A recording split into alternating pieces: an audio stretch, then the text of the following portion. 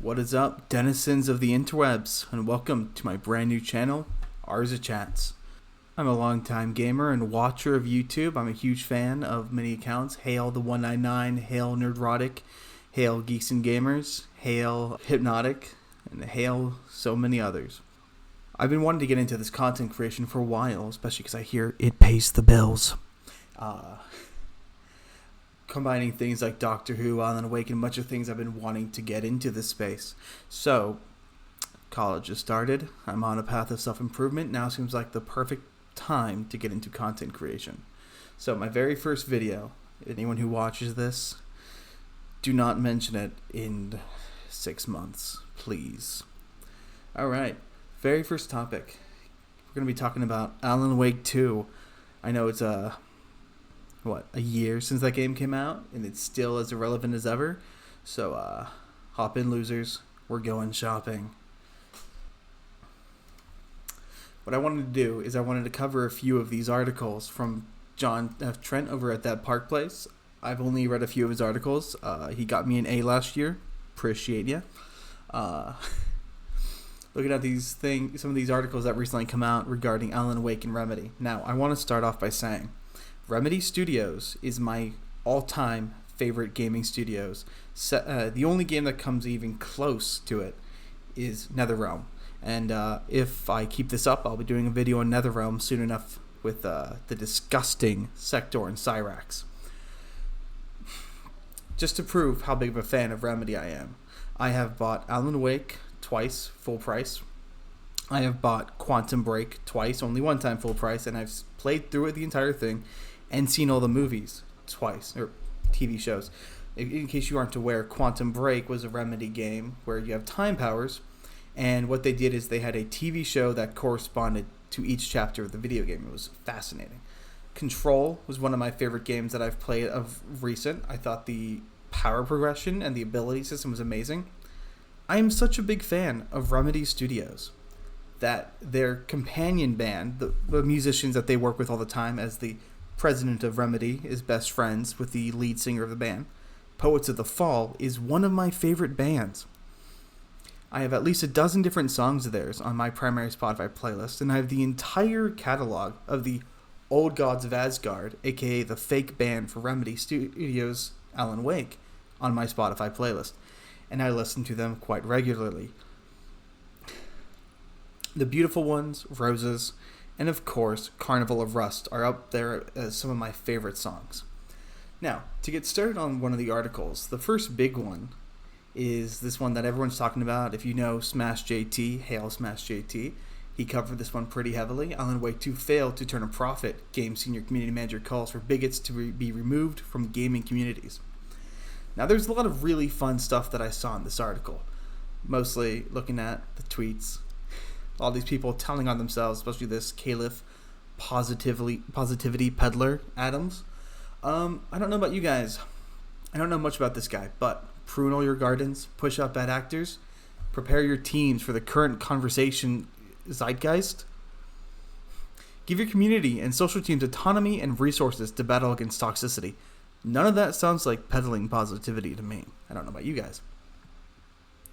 One of the really big points that I saw in this was getting bigots out of our communities is a band-aid and not a permanent solution. Modeling our desired behaviors and championing the kinds of community members you want to be the majority in your community takes effort and time. Now, I don't know about you guys, but I'm pretty sure that we know exactly what that looks like for them. I think when it comes to asking what kind of community you want to see, I think we know how many are in that community. A solid 83 people. Pathetic. One of the things I found to be hilarious with this article is this claim that they sold 1.3 million units as of the beginning of February. And yet, at this point, Alan Wake 2 sales have continuously not made a profit. Interestingly enough, this was written in September. I'm a little shocked that in the quarterlies we didn't get another update on budget, but that leads me to this article right here, also from John F. Trent from That Park Place. Remedy reveals 2023 revenue declined by 24% in fourth quarter despite Alan Wake 2 release. So the actual game cut their profits by just under a quarter. One of the things I find really interesting is this game credits the cancellation of a game as a tax write-off, as a benefit to it. And according to this article right here, also from John F. Trent via That Park Place, it specifically states that down here, Alan Wake 2 was fully funded by Epic Games, meaning that they stomached the entirety of the cost, which is a little sad because I was hoping that Remedy's financials would have been at least partially impacted. One of the crazier parts about these three articles is this mentioned down here that the game cost a total of $70 million. I'm just going to guess $70 million equivalent American. Close. I don't care. I'm not here to do simple conversions. With $50 million going to development and $20 million going to marketing. Somewhere else in this article, I'm not going to bother finding it. You can take my word, or you can read the article. It specifies that. Actually, was it right there? I lied. It's right here. It says that Remedy Studios doesn't get a dime from this game until Epic fully recoups its investments. The fact that this game, which started Gamergate 2, let's just be honest, or maybe that was Starfield. It doesn't matter. Kicked it off either way. Couldn't even earn $70 million. Is honestly baffling. But it all comes back to our good old friends over here. Kim Belair of Sweet Baby Inc. and all these other activists. Little Miss. Vita. I'm not even going to try to say that. Honestly, I'm not. Who talk about doing things like creating Saga Anderson, and the developers took a different approach. Yeah. You know what the different approach was to making Saga compared to Alan? Alan is competently written. Saga is written by a couple people who don't know how to write. Now, if that sounds like shit, that's going to really suck. So hopefully leading in there doesn't sound like shit. If it does, I won't do it next time. I also have to find a way to bleep out these swears, and I don't know how to convert to MP3. A lot of things to learn. Now, one thing I also find really interesting about these articles is how much they go into talking about Control. Control, I thought, was a phenomenal game. It had a very strong female protagonist. It had a very strong protagonist. Her gender is meaningless. It doesn't impact the story, so there's no reason to mention it specifically. She's a competent character. You progress throughout the story. The use of American mythology, cryptids, and corrupted items was fantastically done. It looks like it came straight out of the friggin' Sci-Fi Channel. But there was one line in one of these texts, I believe it was this one, that specifically mentioned the craziest part about Control. Right here. Craziest part about Control. And shout out to Madame Savvy, Hail Madame Savvy, who is the one who apparently found this. Where they specifically state that the only reason our good old friend Vita was willing to work on Control is simply because Control had a female protagonist. I'm going to be honest, Control's protagonist, I don't even remember her name. All I remember is feeling like an absolute god while playing her, and I thought that was a phenomenal feeling. The ability to fly around, throw crap, have an unlimitedly reloading gun, and have the ability to swap out almost everything in your kit made for a phenomenal experience. That game had no wokeness in it. That game had no politics in it. I guess we got lucky. Now, the fun part is the same woman who claims that she only was willing to work on Alan Wake 2 and Control was specifically because Control had a female protagonist. And then down here, right underneath it, she also made it very clear she engages in discriminatory behavior based on sex and race and is an advocate to make all characters gay. Look, it doesn't matter who you have sex with. It doesn't matter who you date. It doesn't matter who you love. I'm not exactly the typical sort in that manner either, but the last thing I want to do is know or care about the sexuality of my characters when I'm playing a game. Aren't I supposed to input myself or the world into them? If I'm booting up Skyrim, it doesn't make a whole lot of sense for my Dragonborn to be gay. It also doesn't make much sense for, if you're going to make every character gay, it doesn't make much sense for, Alan Wake, the married man, The whole point of the story is him saving his wife, rescuing her from the darkness. It doesn't make a whole lot of sense to go and make him gay. You know, I'm going to be honest. We make up 7%. 7% of the population, and that's being generous on a good day. If there's more than 7% of a gaming population without a realistic in-game reason, such as Cyberpunk 2077, you want to see the best way to do LGBT representation in a game? You go and you play Cyberpunk 2077. Say what you will about the glitches, say what you will about some of the characters, but they have some pretty phenomenal representation in those games. But you know what?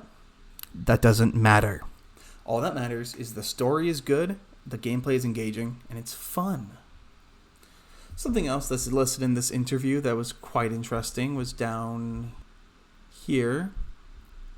Specifically requiring influencers management agencies to send her creators based on race and sex.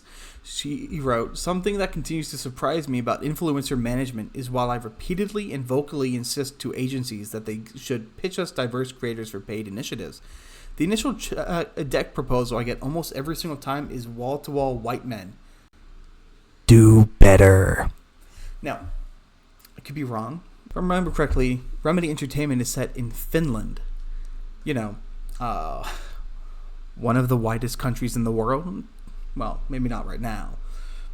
Up until about 3 years ago, it probably was. So if you're going to be begging for exclusively diverse creators, maybe it's best that you, hear me out, you leave Finland.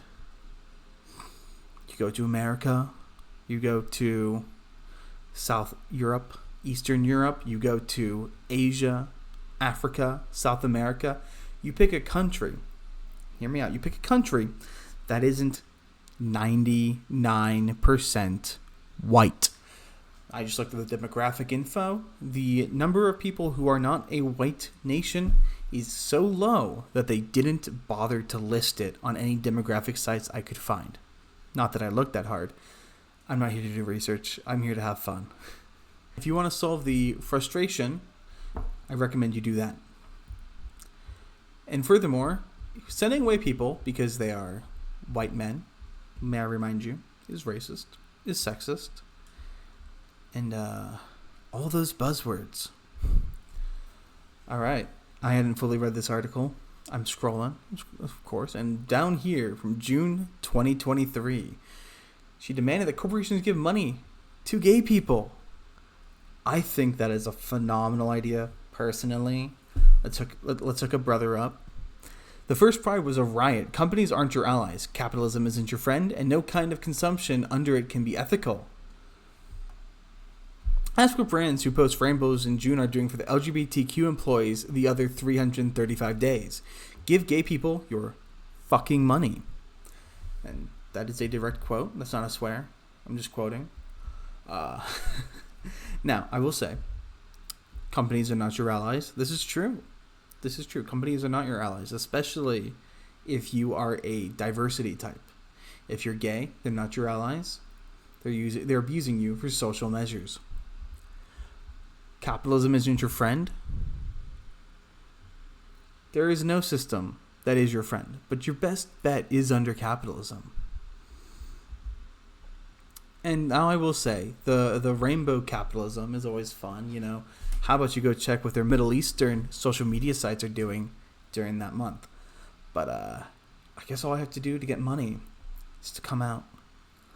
That's pretty easy to do. I'm not ashamed. Yes, I'm a fag. I'll take the money. And you know what? If it makes money, maybe I'll just start grifting. I'm going to take after Hypnotic. I'm going to take after Jeremy from Geeks and Gamers. And I'm just going to start acting like a total fag.